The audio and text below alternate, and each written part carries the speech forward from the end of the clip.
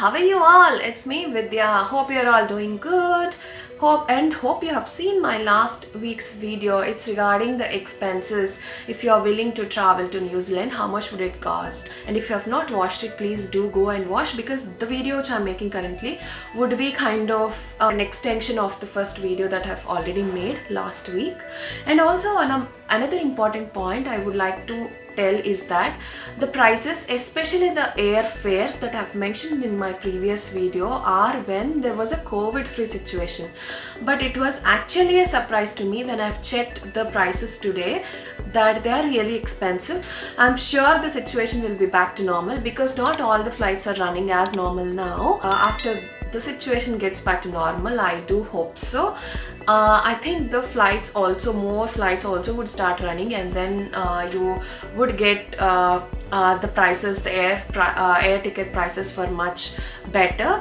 And coming to this week's video, I would like to share what are the different seasons in New Zealand, so you can plan for a trip on what season that you would prefer to come to New Zealand to visit, and also what is the best time to travel, what is the cheapest time to travel and all. So let's get started.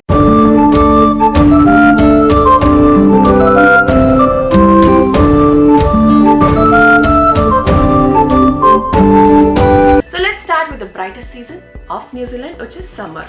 So New Zealand summer is equal to Indian winters. So coming back to the temperatures here in summer, and it is also so bright and clear. The summers in New Zealand are very bright, scenic and most beautiful.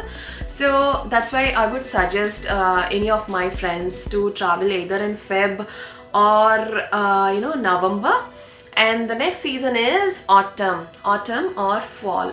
I think we will be able to bear, because they are also not very cold, because the winter is just about to start, but it is still not winter. This is also a right time if you are an adventurous person, like if you want to do hiking, trekking or any of the adventures, because it would be not very cold and not very hot that you will have, you will be sweating when you are trying to do the activities. So it's the right time if you are interested in hiking and adventurous activities. And also, and a bonus point is, the ticket prices are usually very less in the month of May compared to the whole year.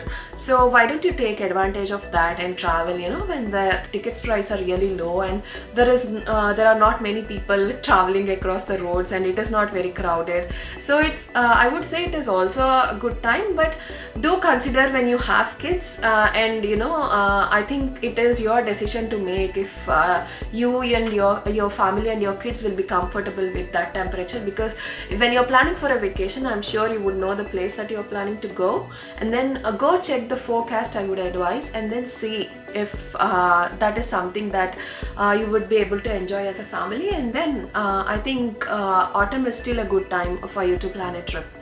And then the next season is the New Zealand winter. What to say? As you see outside, it's a bit sunny, but you still can't go outside without a jacket, even if it looks that way.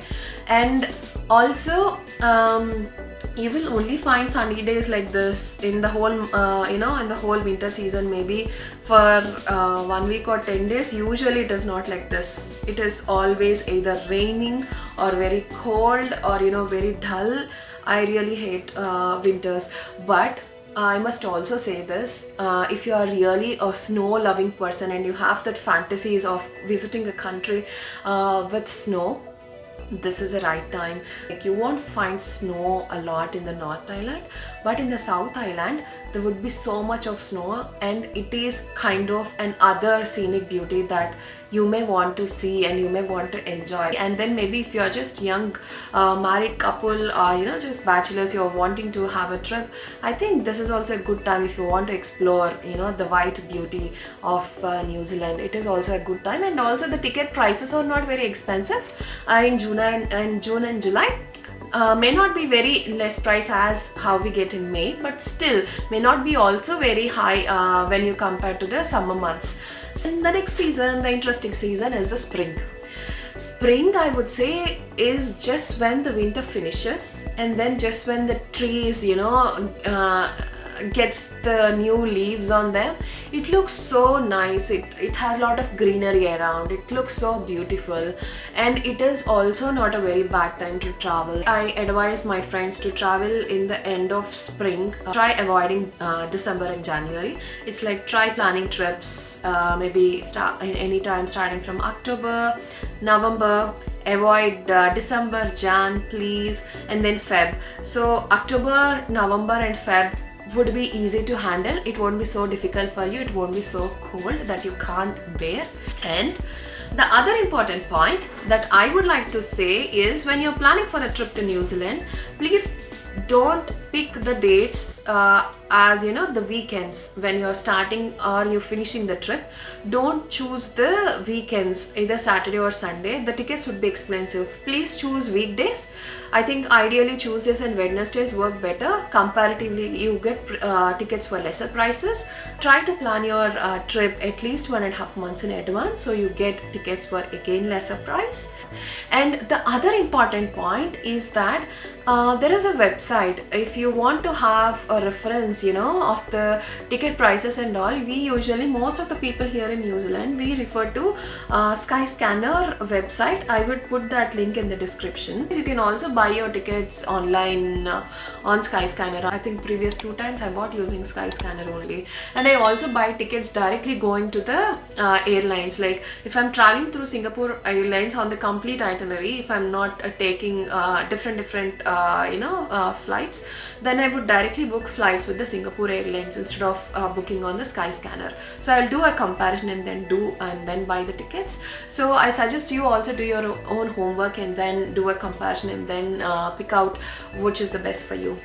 So that's all for now, and then from next week I would do small videos. I want to explain more about what are the best places of accommodation, what are the sources, how you have to search for accommodation or car rentals, what you need to consider and all. I'll be making quick videos on those. I hope they'll be helpful for you. Please let me know if you have any questions. I hope you like this video. Please take care and see you next week. Bye bye.